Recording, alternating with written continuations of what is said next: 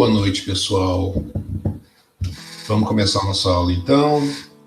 Já são 7h10, né? E a gente tem que respeitar quem chegou no horário. Estruturas organizacionais. Vocês estão vendo nessa ilustração aí, é um organograma, né? Todo mundo já deve ter visto um negócio desse parecido. O que a gente vai ver em estruturas organizacionais? Primeiro a gente vai começar com quais as influências organizacionais que podem ocorrer dentro de um projeto. Depois nós vamos estudar os ciclos de vida de um projeto. Vamos falar sobre a diferença entre portfólio e programa e o que é PMO. O PMO é basicamente um escritório de projetos dentro da empresa, tá? E depois os tipos de estruturas que existem. E vocês veem aí que existe a funcional, a matricial e a projetizada. A matricial se divide em fraca, balanceada e forte. E ainda tem a composta, que é a mistura dos tipos anteriores. Então vamos começar com a influência organizacional. Não adianta chegar numa empresa com o PMBOK debaixo do braço e esperar que conseguirá aplicar de maneira literal tudo que está descrito nele. Isso a gente já tinha falado na aula anterior, né? Não adianta você chegar com toda a teoria da empresa achando que vai fazer a diferença na empresa se você não conhece o ambiente da empresa, as pessoas e principalmente as relações de poder entre as pessoas dentro da empresa. Essas são as influências organizacionais que vão impactar diretamente no seu trabalho como gerente de projetos e também nos projetos em si. A influência organizacional atinge os indivíduos e grupos formados dentro da empresa. A forma como se relacionam entre si também com os clientes e outras partes interessadas no projeto. Lembrando que clientes também são partes interessadas no projeto. Mas partes interessadas são muitas. Você pode considerar indivíduos, entidades, externos ou internos ao projeto, externos ou internos à empresa. Qual que é a grande diferença de uma parte interessada? É que ela é afetada ou pode afetar o projeto que estamos conversando. Para vocês entenderem influência organizacional, eu vou contar uma historinha que eu chamei de O Caso do Condomínio. Essa historinha tem 7 partes, então eu vou ler a primeira, depois vou pedir para cada um de vocês ler um pedaço e eu vou ler a última parte. Imagine que você trabalha para uma construtora que foi contratada pelo governo federal para construir um conjunto habitacional em um terreno que pertence a uma comunidade indígena. Como gerente de projetos alocado nesta construtora e a serviço do governo federal, você terá que remover os indígenas que vivem nessa terra para construir o condomínio.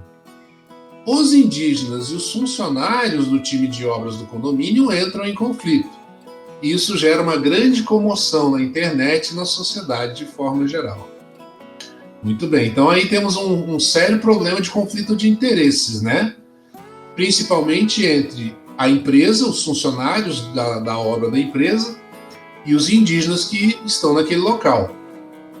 Mas você pode perceber que existem mais pessoas envolvidas aí. Você, por exemplo, como gerente de projeto, o governo federal também é um envolvido, né? E vão aparecer outros, provavelmente. Vou ver se o áudio está bom, né?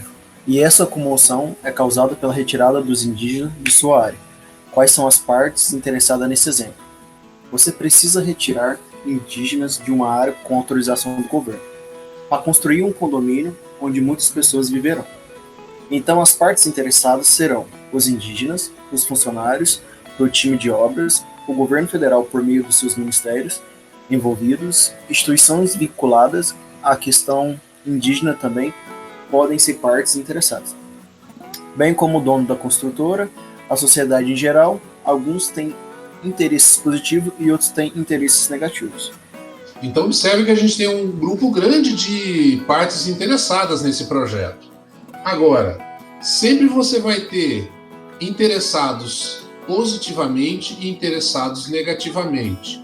Isso é uma forma educada de dizer, sempre você vai ter pessoas do seu lado e pessoas que são inimigas do projeto, tá? Isso pode acontecer claramente. Vou explicar mais detalhes na próxima parte. Este caso foi elaborado para promover reflexão. O que seria positivo e negativo dos interesses? Esses adjetivos se relacionam ao objetivo do projeto. O objetivo, nesse caso, é construir conjunto habitacional naquela área. Apesar de ser uma área indígena, o governo pode ter argumentos legais para tirar os indígenas de lá. Os indígenas não querem o sucesso do projeto para continuar ocupando a área. Portanto, seu interesse é negativo. Já as pessoas que morarão no conjunto, quando ele estiver, têm interesse positivo, assim como o governo e a construtora. Observe que por mais que os indígenas possam estar certos em relação à questão, para o projeto e para o gerente de projeto, o interesse deles é negativo, porque eles estão contra o projeto, né? É isso que conta como positivo ou negativo nesse caso. Talvez a sociedade seja uma parte interessada negativa e a opinião pública geral do Brasil não queira que os indígenas sejam removidos dessa área, pois já sofreram muito. E é possível que essa opinião pública, alinhada aos indígenas, consiga impedir o projeto de ser realizado. Você, como gerente de projetos, precisa mapear as partes interessadas, ou seja, saber quais são os indivíduos ou grupos que podem afetar o projeto negativa ou positivamente. Os que afetam negativamente têm que ser identificados, para que você possa diminuir o possível impacto de uma parte negativa sobre o projeto. Agora, identificar tanto positivo como negativamente, quanto mais cedo você conseguir fazer essa identificação, melhor vai ser para você poder gerenciar esse projeto. E a gente vai explicar por isso melhor durante essa história aqui. Um gerente ou diretor de uma área que não quer ver o seu projeto dar certo, porque isso vai expor sua competência ou a incompetência dele. É uma parte interessada negativa que precisa ser mapeada. Pode ser partes interessadas de um projeto. Quem paga pelo projeto, no exemplo, o governo federal, quem trabalha no projeto, os funcionários da obra, quem recebe o resultado do projeto, os futuros moradores, quem percebe o impacto do projeto, os indígenas e a sociedade como um todo. Muito bem, então vocês observam que existem várias possibilidades de partes interessadas num projeto desse. O bom gerenciamento das partes interessadas nos ajuda a economizar no projeto, pois o custo das mudanças é menor no começo. E essa economia não é só de dinheiro, mas de tempo e de preocupação também. Imagine se o governo encontrar uma área interessante para realocar a comunidade indígena, ou para realocar o projeto. O custo dessa mudança será muito menor se ela for feita antes do início da construção, do que depois de alguns prédios erguidos. Por isso, a interação com as partes interessadas deve ser maior nessa fase e cabe ao gerente reforçar essa interação e levá-las para junto da gestão, e manter esse engajamento ao longo de todo o projeto. Os benefícios da boa gestão das partes interessadas são: visão mais clara do que precisa ser feito e se será necessário mudar algo logo no início do projeto, redução dos custos com a implementação das mudanças. Essa prática vai de encontro à gestão ágil de projetos, que coloca as partes interessadas em contato em intervalos menores, mantendo-as informadas do que está sendo construído. Isso é positivo, pois quanto mais cedo um erro for percebido, por exemplo, em um protótipo ou teste, mais tranquilo será corrigir esse erro e alinhar o projeto aos interesses das partes. Então observe o seguinte: se você faz uma boa gestão, ou seja, você faz um bom estudo e deixa isso documentado, quais são as partes interessadas que estão à sua volta, incluindo aquele gerente que às vezes não quer que o seu projeto seja um sucesso, isso também tem que ser documentado de alguma forma, você primeiro vai ter uma visão mais clara do que precisa ser feito para que o seu projeto ande. Quanto mais cedo você tiver uma certeza de quais são as partes interessadas, melhor para você e melhor para o projeto também. Agora, se você se depara com uma parte interessada que realmente vai tornar o seu projeto praticamente impossível de ser implementado, alguma alternativa precisa ser feita, como o caso, por exemplo, do governo encontrar uma outra área para colocar os indígenas ou encontrar uma outra área para construir o condomínio. Você tem que saber isso bem no começo. Se existem partes interessadas que vão impedir o sucesso do projeto como um todo. Porque aí você pode verificar se existe se existe algum custo que você pode gastar para poder implementar mudanças que façam com que o seu projeto siga adiante. Professor, Diga. posso começar? Então, esses problemas dá muito problema em estrada, né? Com reserva indígena, com fazendeiro, né? Nossa Senhora, tinha um amigo meu que era do DR, né? Então eles negociavam muito em estrada, assim, eles negociavam muito com os fazendeiros, né? Às vezes ela asfaltava uma entrada de fazenda, assim, a sobra que ia ter da construtora, ele fazia um servicinho lá, sabe? Aí os caras cediam a área para ele. É o jeito, né? Você vai negociando, né? E isso, quer dizer, se você faz uma benfeitoria na propriedade do cara, você está, de certa forma, fazendo uma parceria com ele para que você consiga o sucesso do projeto, né? E uma reparação, né? Porque o cara vai perder um terreno. É claro que você, lá no início, você já colocou o custo dessas pequenas benfeitorias na conta para saber se você não vai gastar tanto com isso que vai ficar inviável o projeto, né? Com certeza. Ciclo de vida de projetos. Eu já tinha falado na aula anterior que todo projeto tem início, meio e fim, com um ciclo de vida sempre pré-determinado. E esse ciclo de vida é diferente do ciclo de vida de uma pessoa, porque a gente não sabe até quando que a gente vive, né? Esse ciclo de vida do projeto é uma série de fases pelas quais o projeto passa do início ao término. Quando você concebe um projeto, quando você cria um projeto, é preciso pensar no ciclo de vida. Como organizar a construção de uma casa, ou a construção de um software, ou um produto novo qualquer? Como realizar o esforço de construção, gerenciamento, monitoramento e controle de um projeto? Essas questões dizem respeito ao ciclo de vida de um projeto, ao encadeamento das fases que você programou para ele. Então, o ciclo de vida ele oferece uma estrutura básica para o gerenciamento do projeto, independentemente do trabalho específico envolvido. Ou seja, você pode fazer a definição do ciclo de vida para qualquer tipo de projeto. Tá? E com essa estrutura é possível estabelecer uma estratégia inicial de gestão para o projeto, que vai ser muito útil. Voltando para ver qual é o nosso conteúdo, agora a gente vai aprofundar um pouco mais nessa questão de ciclo de vida. Para começar, um texto sobre a estrutura básica de um projeto. Se você pensar numa reunião para iniciar um projeto, a gente vai pensar que nessa reunião a gente vai discutir, por exemplo, a justificativa para esse projeto. Como que essa justificativa se relaciona com os objetivos da empresa como um todo, quais os objetivos do próprio projeto e qual seria o sucesso, o que seria considerado um sucesso para esse projeto. É importante você definir o que você considera um sucesso para um projeto para que você possa determinar qual é o fim dele. Por exemplo, nós estamos fazendo um projeto de lançamento de um novo produto no mercado. Tá, mas onde você quer chegar com o lançamento desse novo produto no mercado? Eu quero vender mais. Não, vender mais, você pode tornar o seu projeto infinito, porque você não definiu o que é o sucesso dele de forma objetiva. O objetivo não pode ser vender mais. Eu posso dizer o seguinte, em março de 2021, vamos dizer que eu queira que daqui a um ano, em 2022, eu esteja vendendo exatamente o dobro que isso. Essa é a minha medida do sucesso.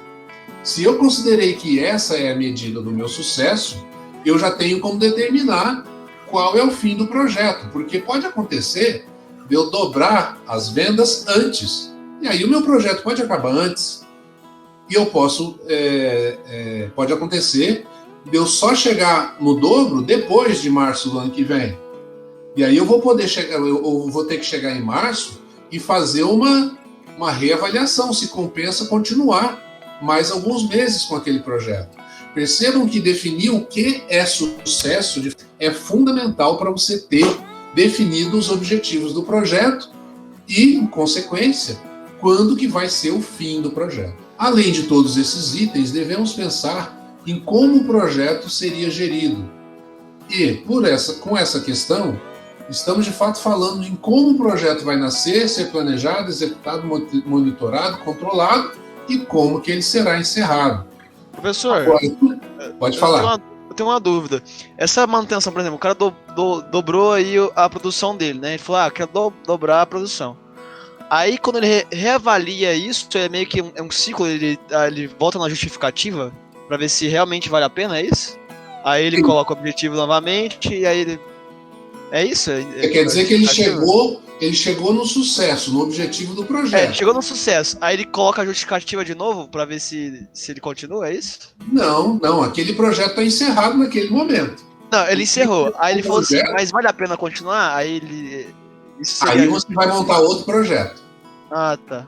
Entendeu? Aí é outro projeto com outras justificativas e começa tudo de novo. Observe que todo projeto ele tem que ter um fim definido, e isso faz parte da própria concepção de projeto. Se você conseguiu chegar nesse sucesso antes, é porque o projeto ele vai se encerrar antes, e tudo bem. Mas eu quero, se ele foi um sucesso, eu quero fazer um novo. Você vai fazer um novo projeto, com nova justificativa, com novos objetivos, e definir qual vai ser a nova medida de sucesso desse novo projeto. Então tem um projeto infinito, um timeless, um projeto, sei lá... Não existe projeto infinito. Um ongoing projeto. O que você está tendo em mente, que você está me perguntando, se chama programa. Programa é um conjunto de projetos encadeados ou funcionando em paralelo que não tem fim. O programa não tem fim. Agora, dentro do programa, você pode ter vários projetos com fim definido. Por exemplo... entendi, valeu. O SUS, por exemplo, é um programa. E existe um projeto de vacinação no momento de vacinação contra a Covid. O projeto de vacinação contra a Covid, ele vai ter um fim lá na frente, provavelmente quando nós atingirmos 70% ou 80% da população vacinada. Esse é a medida do sucesso desse projeto, tá certo? Mas o programa você vai ter de vacinar as pessoas que nascem. O programa do SUS vai continuar para sempre, é isso, ele não tem fim. A gente vai falar sobre portfólio, programa e projeto ainda hoje, mais para frente aqui. Vamos ver aqui o que mais a gente tem aqui. Além de todos esses itens, devemos pensar em como o projeto será gerido.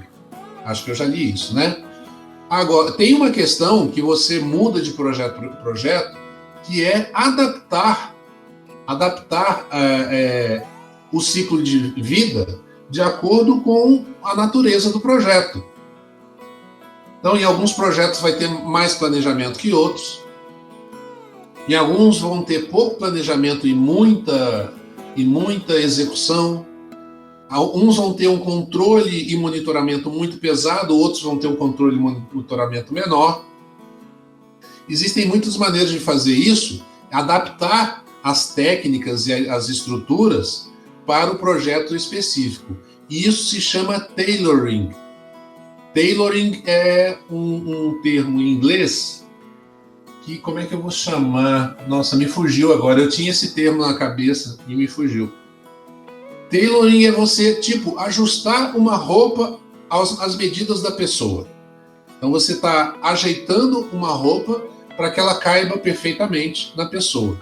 A gente usa esse termo para você fazer essa adaptação das técnicas ao projeto que você vai executar. Continuando aqui, esse esforço de reflexão sobre como será gerido um projeto vai ajudar a determinar seu ciclo de vida. Você vai montar o ciclo de vida de acordo com o projeto. As entregas e atividades específicas conduzidas durante o ciclo de vida do projeto podem variar muito de acordo com o projeto. E é essa adaptação que eu estava falando agora. Há projetos que não nos permitem saber como serão os detalhes no futuro. Então você pode decidir que cada fase do seu projeto vai ter planejamento, execução, monitoramento, controle e encerramento. Então você pode dividir um projeto muito grande em pequenos subprojetos, vamos dizer assim, onde cada subprojeto desse vai ter todo um ciclo de vida dele.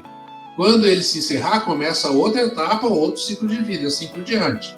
A gente vai falar mais sobre isso agora. Primeiro vamos falar sobre ciclo de vida e grupos. Lá embaixo, na elaboração progressiva e elaboração preditiva. A gente vai falar sobre isso lá embaixo. Mas vamos falar sobre a questão do ciclo de vida e os grupos. Ciclo de vida de projetos não deve ser confundido com um grupo de processo. A gente tinha falado anteriormente que existem 5 grandes grupos de processos que estão nesse desenho aí, nessa página. A iniciação, monitoração e controle, planejamento, execução e encerramento. Isso que vocês estão vendo não é ciclo de vida, tá? A gente vai falar sobre quais são as fases do ciclo de vida mais para frente, e até porque elas mudam muito de um projeto para outro. Esses são só os grupos de processo de gerenciamento de projetos que a PMI definiu. Lembra aquele instituto? Definiu isso como os grupos. Esses grupos de processos foram a construção da PMI com base no relacionamento dos processos entre si. Esses são os grupos de processo, e até um tempo atrás ensinava-se que eles podiam ser entendidos como o ciclo de vida do projeto, mas essa verdade é muito limitada. É preciso trabalhar em ondas. Então, como o projeto não é 100% preditivo, seu ciclo de vida deve respeitar o conceito de ondas sucessivas. Vamos falar sobre isso melhor mais para frente. Quando usamos ondas sucessivas, quebramos um projeto de grande esforço em etapas, foi o que eu acabei de dizer, né? Ciclos de vidas previsíveis, de execução que nos permitem irmos caminhando gradativamente rumo ao resultado final desejado. É como se a gente tivesse várias vezes esse mesmo gráfico aqui, uma vez para cada etapa. E todas essas etapas juntas formam o ciclo de vida do projeto. Seria chamado de ciclo de vida em ondas. E a diferença do ciclo de vida do projeto e o ciclo de vida do produto. Vamos lá. Esse gráfico que vocês estão vendo é ciclo de vida do produto. Então você vai medir aqui o ciclo de vida de um produto qualquer que acabou de ser colocado no mercado. Então ele foi introduzido no mercado, ele teve um crescimento grande de vendas durante um certo período, depois veio uma maturidade, que é onde você chega num ponto máximo de vendas, e fatalmente acontece um declínio de vendas. É nesse momento, entre a faixa laranja e a faixa amarela, em que geralmente a empresa faz uma mudança no produto. Se a gente estiver falando de carro, é quando as montadoras fazem aquele facelift no carro, que muda o carro só por fora, mas por dentro ele é a mesma coisa. Aí você olha para o carro e fala assim, nossa, mas ele mudou muito. Não mudou, ele é a mesma coisa. Na verdade, ele não é nem para causar a sensação de que ele é novo. O carro ele muda para causar a sensação de que quem já comprou está com um carro velho. Essa é a grande razão para você mudar um carro. Por quê? Porque aí quando você faz essa mudança, existe uma tendência de extensão da vida útil do produto, que é esse gráfico em marrom aqui que está aqui em cima. Então vamos ler o que está escrito aqui. Professor, pode só falar. fazer uma perguntinha, desculpe te interromper. O tempo todo, não precisa pedir desculpa, é para interromper mesmo. Então, é interessante essa curva, mas em produtos como Fusca, como a Coca-Cola, assim, que vendeu bastante, que demora para mudar, né? Como é que faz? Ela continua? No caso, por exemplo, da Coca-Cola, essa curva ela não acontece tão rápido. Ela acontece, mas ela é muito espaçada. Ela é bem deitada a curva. Ela é bem deitada. Então, vamos dizer que essa fase laranja aqui, ela demora alguns anos porque é um produto muito consolidado no mercado, né? Então, o Fusca... não, entendi, pode falar. O que acontece com um produto como Coca-Cola, que é um produto que tem um ciclo de maturidade de vida muito longo, o que acontece com esse produto é que, ao chegar uma nova geração, e aí um prazo, sei lá, de 15 anos ou 20 anos, ao chegar uma nova geração, é comum que essa nova geração de pessoas que nasceram quando estava aqui no ápice do produto, queiram se diferenciar dos seus pais.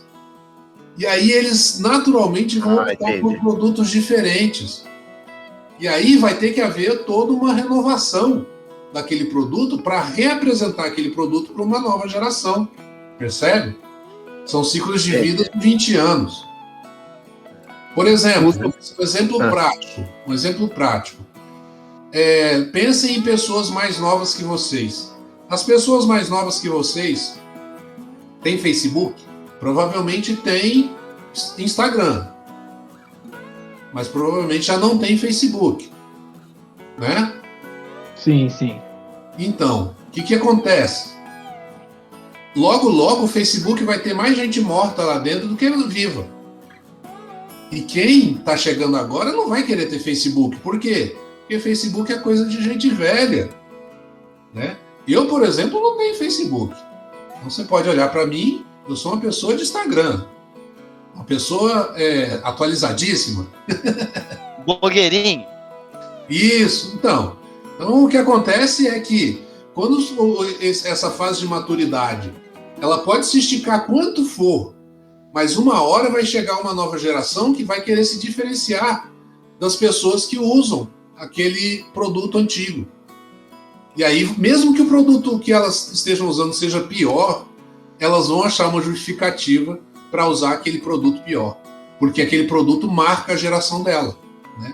É uma questão até de identificação geracional. Do Fusca parece que teve uma interferência externa, né, do Itamar querendo voltar e não deu certo, né? A gente via, né? O Itamar, do Itamar? O Itamar não era um novinho, né? Não era. Não, mas você lembra ele dessa estava com fase? saudade do carro do tempo dele. Ele quis voltar e fabricou uns 2 anos, se eu não me engano, e parou, Pois né? Teve muito velhinho comprando o Fusca, mas pode ter certeza, gente nova não comprou. Então, e outra coisa, tem um fenômeno também, parece que as pessoas querem comprar uma coisa usada também, né? No próprio Fusca tem esse fenômeno, né? Tem ainda uma procura, não sei se é uma nostalgia, não sei o que é isso. Não tem uma coisa assim? Pode acontecer nessa questão de produtos e de costume mesmo, costume da sociedade, que a geração nova que está chegando, até por falta do que se identificar, ela começa a se identificar por coisas que não são dos pais dela, mas são do avô. Entenderam? Então, hoje em dia, por exemplo, você chega na casa de um casal moderninho, lá num apartamento em São Paulo, você entra na casa, tá cheio de planta para todo lado. Por quê? Porque era aquilo que o avô dela fazia. O pai não gostava de planta. Ela gosta de planta para se diferenciar do pai. Aí ela buscou um costume do avô. Percebe como é que são as coisas? Entendi. Então vamos lá ver qual que é a diferença do ciclo de vida de projeto e de produto. Então o ciclo de vida de projeto independe do ciclo de vida do produto que foi produzido por esse projeto. Então você vai estudar o ciclo de vida do seu projeto de acordo com os objetivos que você precisa entregar. Imagine que você vai construir um produto por meio de um projeto. E quando o projeto estiver concluído, o produto estiver pronto, o ciclo de vida do produto é outro. Você até pode construir esse ciclo de vida e elaborar planos, estruturar essa operação por meio de um projeto. Quando você tiver que entregar, por exemplo, serviços de manutenção, como limpeza de um prédio, isso deixa de ser ciclo de vida do projeto da construção do prédio. Passa a ser ciclo de vida do produto, que é o prédio. Mas é necessário que o projeto considere a fase atual de ciclo de vida do produto. Considere que você está construindo um prédio, vou entender melhor. Ele tem uma piscina, playground, etc. Você terminou a obra, portanto, terminou o projeto. Ok. Mas, a partir desse momento em que se encerra o ciclo de vida do projeto, inicia-se o ciclo de vida do produto. Quem vai tirar o lixo? Quem vai cuidar da higiene da piscina? Essas questões fazem parte do ciclo de vida do produto. Ele até pode se comunicar com o do projeto e você até pode pensar no ciclo de vida do produto enquanto estiver construindo esse produto. Mas o gerenciamento do produto faz parte de outra área de conhecimento, é outro tipo de esforço. Agora a gente vai falar sobre 2 tipos de elaboração no ciclo de vida, que são a progressiva e a preditiva. Elaboração progressiva de um ciclo de vida é quando trabalhamos em ondas. Por exemplo, vamos supor que vamos trabalhar em um projeto de inovação e não sabemos exatamente qual que é o resultado final. Se não tem resultado final, ele não tem fim, isso não está certo. Isso tem que ser discutido e alterado. E a solução é a seguinte: estamos buscando a solução para um certo objetivo e temos 3 meses para buscar essa solução. No primeiro mês não saberei exatamente qual é a solução, nem o que vou desenvolver. Então, posso planejar apenas o primeiro mês. Então, veja, você vai fazer um planejamento para o primeiro mês como se aquilo ali fosse um projeto fechado. Abordar clientes, planejar produto de teste, planejar as atividades. Ainda não tenho como planejar o segundo e o terceiro mês. Uma vez atingidos os objetivos, posso pensar nas outras etapas. Cada fase durará 30 dias. Atingimos os objetivos da primeira fase, podemos passar para a segunda. Atingidos os da segunda, vamos para a terceira. Isso é elaboração progressiva. Você não vai planejar todo o projeto no começo, vai elaborar planos apenas do que você consegue visualizar. Você vai fazer o plano até onde você consegue enxergar apenas, deixando os objetivos do projeto claro e prevendo suas fases. Quer dizer, você não vai definir como vai ser as fases lá na frente, mas você vai definir que as fases existirão. Essa é a elaboração progressiva, você vai progredindo à medida que o projeto vai acontecendo. Agora, nós temos um outro tipo também que é a preditiva, onde você consegue prever. Já na elaboração preditiva, as estratégias mudam. Vamos agora pensar em outro projeto. Imagine que vamos trabalhar para uma construtora e já construímos 10 vezes o mesmo tipo de casa. O desenho da casa é sempre o mesmo, o terreno é muito parecido. Apesar de enfrentar situações ambientais distintas, já dominamos o projeto dessa casa. Então é possível fazer o planejamento desse projeto de uma só vez. Seu planejamento terá uma elaboração preditiva, ou seja, você conseguirá planejar tudo no começo. Você já consegue prever tudo no começo até o final. Na progressiva você vai elaborando à medida que as fases vão acontecendo e na preditiva você já prevê tudo desde o começo. Agora vamos falar sobre fases do projeto. Existem 2 tipos de fases de projeto e eles são chamados de sequenciais ou sobrepostas. Esse gráfico que eu coloquei aqui mostra que existem atividades sequenciais e existem atividades sobrepostas. Por exemplo, eu tenho a atividade 20, que a sequência dela é a 40. Porém, a 10 e a 20, elas são sobrepostas. Da mesma forma, todas as atividades 20, 40 e 60 são paralelas à atividade 30, porque não dependem dela para ocorrer. Então, sequencial 20, 40, 60. Sobreposta a 10, a 50, a 30. Tá? As fases do projeto, então, podem ser sequenciais ou sobrepostas. Talvez você comece a criar as fundações da casa e depois disso irá levantar as paredes. Assim, você pode dividir o seu projeto em fundação, parede e pintura. Antes de terminar todas as paredes, você já pode começar a pintar as que já estão prontas. Portanto, você está sobrepondo a fase de erguer as paredes com a fase da pintura.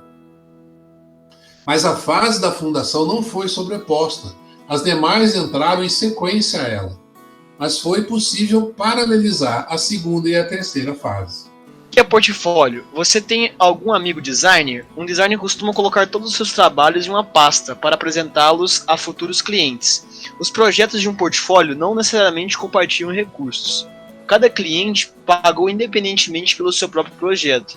E esses projetos estão organizados no portfólio obedecendo a uma lógica que é de interesse do designer. E o mesmo acontece em empresas. Você pode encontrar, por exemplo, um portfólio de projetos de novos negócios. A empresa pode ter várias áreas distintas, e cada área pode ter projetos distintos, com fontes de recursos distintas de construção de novos negócios, ou novos produtos.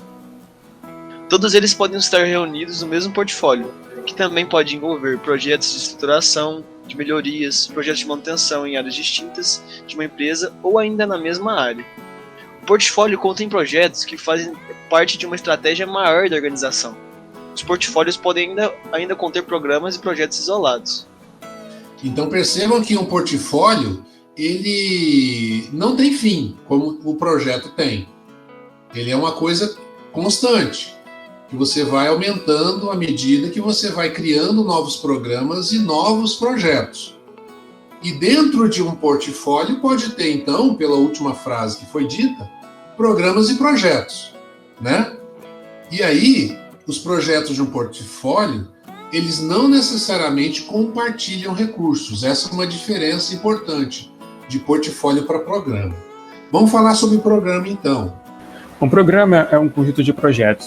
O portfólio também é um conjunto de projetos, mas em um programa os projetos compartilham objetivos e recursos. Pense no seguinte exemplo. Um conjunto de obras de saneamento básico em sua cidade. A prefeitura lançou um programa para melhorar o tratamento de esgoto, o funcionamento e distribuição dos canos, o recolhimento de dejetos e assim por diante. Todos os recursos para essas obras virão da prefeitura, que tem uma só fonte de recursos e o mesmo objetivo com aqueles projetos. Temos então um programa de saneamento básico. Pensemos em outro exemplo.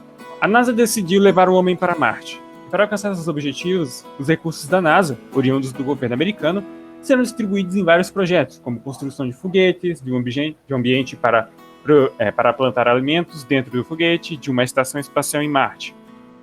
Enfim, é um programa da NASA, com uma mesma fonte de recursos e os mesmos objetivos. Talvez até exista um portfólio para esse objetivo de levar o homem a Marte, que vai conter vários programas, como o Programa Espacial Russo, Americano, enfim, até projetos isolados.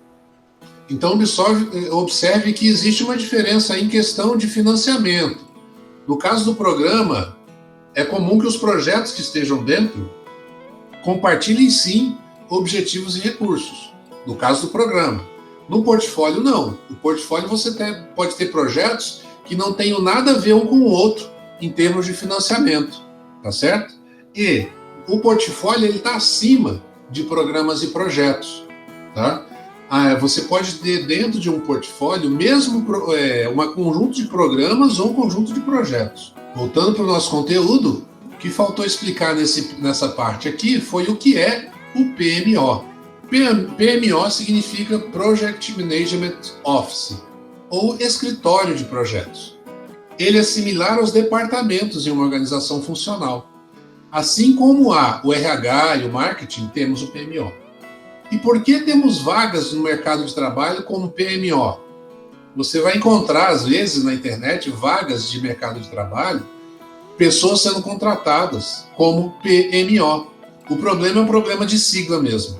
Acontece que os profissionais costumam confundir o Project Management Office, que é o escritório, com Project Management Officer, que é o executivo-chefe do departamento, que é o escritório de projetos. Então, o Officer é o gerente de projetos e o Office é o escritório de projetos. E os dois em inglês vira PMO, né?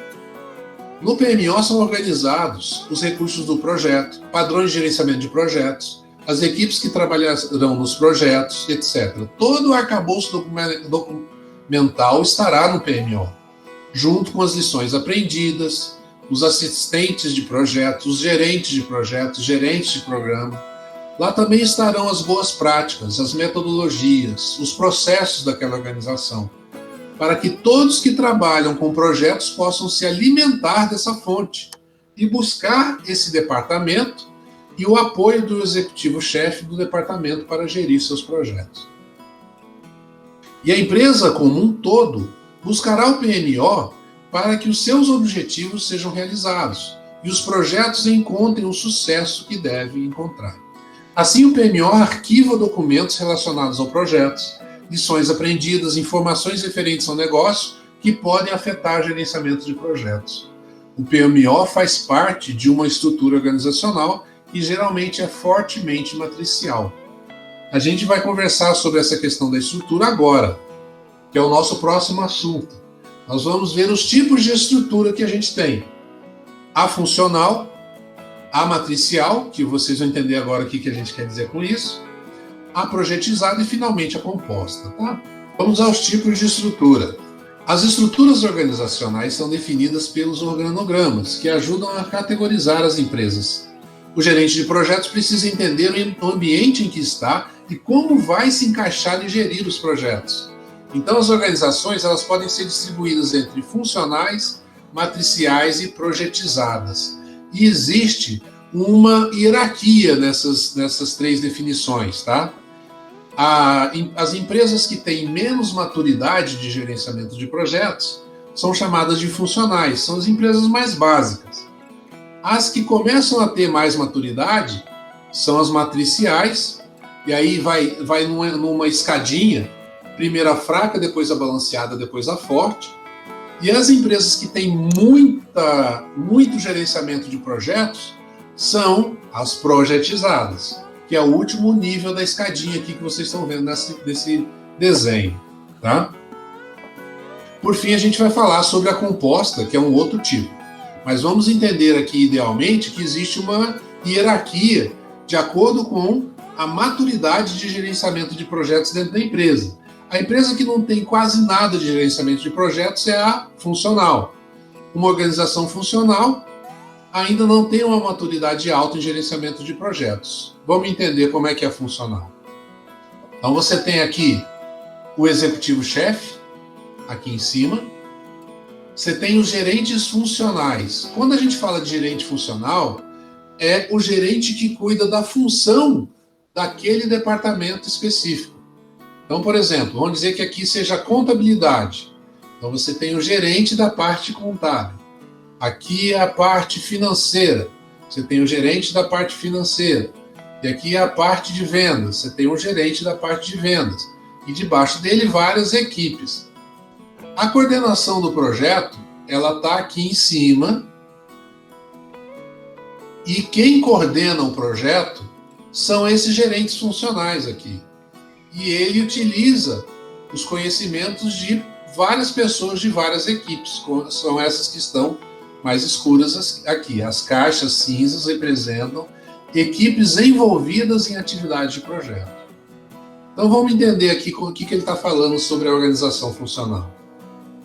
Uma organização funcional tem um chefe para cada departamento, como time de marketing, time de compras, e cada chefe de departamento organiza as entregas do seu time. E é o chefe de departamento quem cuida dos projetos. Na organização funcional não há o papel de gerente de projetos. O gerenciamento de projetos é realizado pelos gerentes funcionais. Além disso, os membros da equipe dos projetos são colaboradores diretamente ligados aos gestores de cada departamento. Como não há gerente de projetos, os projetos são geridos pelo próprio gerente funcional. O gerente de marketing é quem irá organizar os projetos e os esforços da parte de marketing. E é claro que aqui fica difícil gerir um projeto quando ele envolve várias áreas.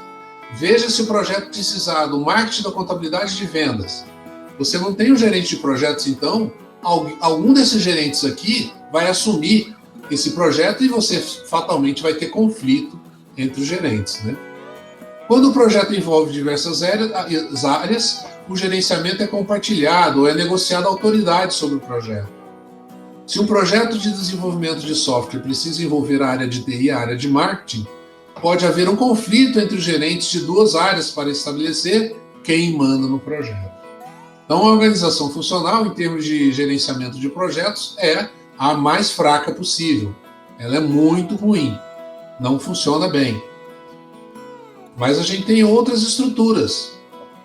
Por exemplo, a organização matricial. Vamos primeiro entender o estágio da matricial fraca. De estrutura matricial fraca, você continua tendo o executivo-chefe, você tem os gerentes funcionais, cada um para o seu departamento, mas você tem uma organização de projeto aqui juntando pessoas de equipes diferentes. Uma organização matricial fraca se caracteriza quando a empresa percebe que ganha mais se começar a trabalhar com boas práticas de projeto. Então surge a figura de um coordenador de projeto, que fará a gestão do processo, mas não tem acesso a recursos, ou seja, ele não é um gerente, tá? Ele é chefiado por um gerente. De certa maneira, ele atua como um expedidor, um assistente de projetos. Ele é mais um gestor, mas ele não tem acesso aos recursos. Ele pode começar como um assistente, até que com o passar do tempo e com a maturidade daquela empresa em projetos, possa assumir o papel de coordenador. Um coordenador de projetos tem pouca autoridade. Ele precisa negociar não só com os membros da equipe, que não o reconhecerão como gestor, e se algo der errado no projeto, é muito possível que o time passe por cima daquele profissional e vá direto no gerente, lá em cima, nos chefes. Ainda não existe um papel consolidado, nem uma maturidade em projetos na equipe. Se ele precisar de um recurso em outra área da organização, ele terá que negociar com o seu gerente funcional e pedir para que ele converse com o gerente da área em questão. Ele não tem acesso direto a profissionais fora do seu eixo, e quem fará essa intermediação é ainda o gerente funcional. Então, o coordenador de projetos atuará mais como um gestor do que um gerente. Mas já podemos ficar felizes pelo fato de, na organização matricial fraca, já surgir a cultura de projetos. Aqui, pelo menos, se fala sobre um coordenador de projetos, apesar dele mandar muito pouco, né? Por isso que é chamada de organização matricial fraca. Ele manda muito pouco, ele é fraco nessa questão. E aí vem a matricial balanceada, onde o gerente de projeto ele existe. Olha ele aqui. Tá ele aqui, ó. É a partir daqui que surge o gerente de projetos, mesmo que não tenha toda a autoridade ou o acesso necessário aos recursos para realizar os projetos que foram designados a ele. Mesmo que enfrente barreiras, ele será designado como gerente de projetos e terá uma porção da autoridade para organizar uma parte dos recursos. Então agora já sobrou um dinheirinho aí para ele poder controlar o seu projeto, né? Essa estrutura possui alguns elementos de gerenciamento de projetos, sem deixar de lado alguns aspectos da organização funcional. Até porque os gerentes funcionais continuam aqui em cima, mandando em tudo. O gerente de projetos ainda está abaixo do gerente funcional na hierarquia, mas conseguirá organizar esforços da equipe com a porção de autoridade que lhe foi conferida. Pode ser que esbarre em outros gerentes funcionais e não terá um time totalmente alocado, mas conseguirá organizar projetos da empresa. Assim, o gerente de projetos compartilha e negocia pela autoridade sobre a equipe com os gerentes funcionais. E, mais uma vez, ele faz parte de um departamento que ainda não é o PMO. Não existe ainda o departamento de projetos. Vejam que ele está alocado dentro de um departamento funcional qualquer aqui. A organização matricial balanceada terá um gerente de projetos com uma porção de autoridades designada a ele, que permite que negocie diretamente com outros gerentes funcionais, apesar de contar muito com o apoio do seu gerente funcional. Quer dizer, ele está aqui, ó, mas ele tem um gerente funcional acima dele. Ele tem que respeitar essa cadeia hierárquica. É essencial que você lembre que na organização matricial fraca, essa porção de autoridade não é dada a quem coordena os projetos. Aqui o gerente de projetos já tem uma certa autoridade. Aí a gente evolui mais um pouco para organização matricial forte, que possui maior maturidade. E aqui a gente tem, então, a organização matricial forte, onde nós temos o executivo-chefe aqui em cima, os gerentes funcionais com as suas equipes, os seus departamentos, e a chefe de gerentes de projetos com vários gerentes de projeto aqui. Mas observe que esse gerente de projeto, ele utiliza equipes de outros departamentos, o gerente de projeto, ele utiliza equipes de outros departamentos para coordenar um projeto. Então a gente tem uma questão aqui que difere dos outros todos. O gerente de projeto, ele passa a ser um cargo, uma profissão realmente, é considerada. E essa então, por ser dessa forma, é a melhor estrutura para se trabalhar com gerenciamento de projetos. Não apenas porque o gerente de projetos tem autoridade, mas acima disso, porque as equipes podem ter a chance de construir carreira, sem necessariamente ser dispensadas no final de trabalho. Na estrutura projetizada, e se você trabalha com construção civil, sabe do que se trata. Nela, os trabalhadores trabalham por empreitada. Os times são reunidos a cada obra e, quando ela termina, as pessoas são dispensadas. Essa é a estrutura projetizada, que é a próxima que a gente vai falar. Isso é ruim para quem trabalha na obra, pois ela não tem a chance de construir uma carreira. Mas em uma organização matricial forte, essa chance existe. Também aqui temos o Project Management Office, ou seja, o escritório de projetos, e assim o gerente de projetos tem autoridade distinta do gerente funcional. Essa autoridade é dada a ele pela diretoria da organização, que vai conceder autoridade ao departamento de gerenciamento de projetos. Além disso, as equipes das áreas distintas podem participar de vários projetos e ainda permanecer na organização. Em caso de conflito, em vez de o gerente de projetos precisar negociar com o gerente funcional, quem faz essa função é o Project Management Chief Officer, que é o chefe dos gerentes de projeto. Lembrando que essa categoria na organização, os gerentes de projetos estão alocados na PMO, um departamento externo aos departamentos funcionais. É perceptível que a organização matricial forte é melhor para o gerente de projetos e é melhor para o time também. Mas nós não temos só esse tipo. A gente ainda tem um outro tipo que é chamado de uma organização projetizada, que vive para projetos. Vamos ver como é que funciona aqui. A organização projetizada, você não tem gerentes funcionais. Olha só, acabou o gerente funcional. Você só tem gerentes de projeto.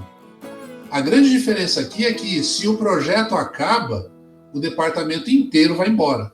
Se você quer ter controle total, a organização projetizada é orientada para projetos. É a estrutura em que o gerente de projetos é chefe e tem poder para contratar e demitir, e autoridade total sobre os funcionários de cada esforço temporário específico. O gerente de projetos consegue estruturar as equipes conforme as necessidades de cada projeto. Um exemplo disso seria uma força-tarefa criada para resgatar profissionais que foram soterrados em um desabamento. Pode ser uma equipe empenhada na construção de um software ou de uma obra. Enfim, é um time construído para um projeto específico. E depois desse projeto vai ser desligado, pois não terá para onde voltar, como teria em uma organização matricial forte. As equipes trabalham por empreitada e tendem a se dissolver após o término dos projetos. Por isso, a organização matricial é melhor para gerir projetos, pois o gerente de projetos terá acesso aos recursos qualificados, que tem ali o espaço para se desenvolver. E não precisa buscar no mercado a cada projeto um novo time. A organização projetizada até pode ter um executivo-chefe e uma diretoria, mas ela trabalha exclusivamente com projetos por empreitada.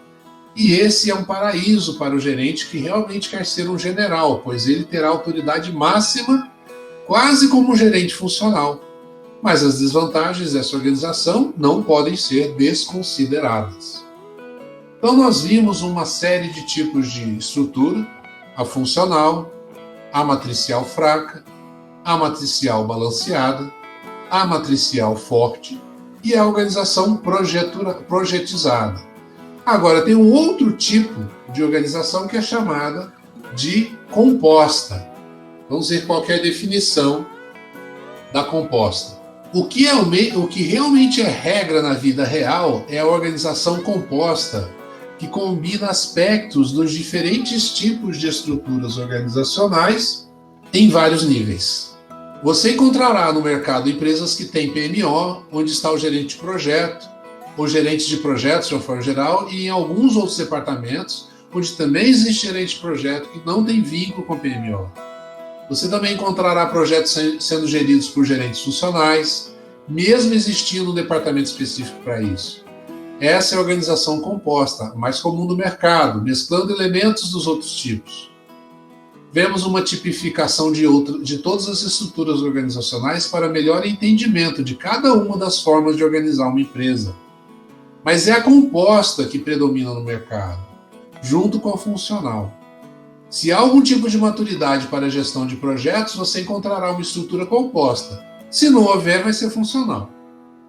Vê-se na imagem os gerentes de projetos associados ao chefe dos gerentes de projetos e ao departamento PMO, gerindo um projeto A coordenação do projeto A, enquanto um outro projeto B, com uma equipe compartilhada com o projeto A, é gerido por um gerente funcional. Professor. E é assim que funciona o gerenciamento de projetos em uma organização composta. Diga. Perdão, aí interromper, mas a gente tem acesso a esse slide pra gente poder ver essas imagens melhor? Ah, essas pequenininhas? Eu acho que eu não tenho elas em alta definição, não. Mas eu acho que você está dizendo, esse PDF que está aqui, com certeza, se você aumentar... Deixa eu ver se eu aumentar aqui, se fica muito ruim de ver. Você pode baixar e fazer download do PDF, ó. Ao ampliar, dar o zoom no PDF, você vai conseguir enxergar melhor os gráficos, tá bom? Deu para ver o PDF da aula, então. Deu para ver. O PDF depois eu vou dar uma revisada. Isso, o PDF está lá no Moodle, tá? É só baixar toda semana. Geralmente eu coloco no mesmo dia porque eu estou bem em cima da hora. Eu estou fazendo praticamente no dia anterior e no dia atual o PDF daquele dia. Eu não estou conseguindo elaborar esses PDFs a tempo. Mas vai chegar uma hora que eu vou conseguir. Então vejam, essa é a última informação que eu tinha aqui, ó, organização composta, que é justamente a organização que você pode misturar funcional com matricial, tá? E às vezes até com projetizada. É o que existe na vida real. Os outros são mais estruturas definidas de forma teórica, tá? Muito bem, terminamos o nosso livrinho 02 sobre estruturas organizacionais. A gente começa com muito conteúdo e vai aliviando ao longo do semestre, tá? Vocês podem ficar mais tranquilos. Professor, o questionário de hoje é sobre essa apresentação de hoje? As informações do questionário, elas provavelmente vocês vão encontrar no guia PMBOK. Ah, tá. Nos primeiros capítulos lá, você vai poder encontrar e ler sobre aquelas informações que estão no questionário. O questionário vale só 4 pontinhos, então são 4 perguntas só. Então vocês podem procurar as informações no PMBOK. Por que eu fiz isso? Para que vocês possam ir até o PMBOK, perceber que existe um pouco mais de conteúdo, além desse que eu estou mostrando aqui, que é o conteúdo mais essencial mesmo. Mas lá tem mais informação que não necessariamente está nesse conteúdo que está aqui, tá? Então vamos falar sobre a atividade de hoje. Muito bem, então hoje é dia 15/3 e hoje a gente vai, a nossa tarefinha de hoje é o questionário sobre estruturas organizacionais, só que lá no PMBOK você vai procurar isso nos primeiros capítulos, tá? Deixa eu ver exatamente quais capítulos, deixa eu acessar aqui o manual do PMBOK. Então nós temos aqui alguns capítulos introdutórios, então a parte de introdução, a parte de ambientes que os projetos operam, o papel do gerente de projetos, a gente falou na última aula. É isso. Essas informações que estão no questionário, elas devem estar, certamente estão nos 3 primeiros capítulos, tá? Podem procurar que vocês vão encontrar nesses 3 primeiros capítulos. E vale 4 pontinhos. E é para fazer hoje. Tá? O prazo é hoje. Eu não sei nem se eu coloquei realmente prazo, porque o questionário é diferente. Deixa eu ver se eu coloquei prazo. Não tem prazo. Não tem prazo.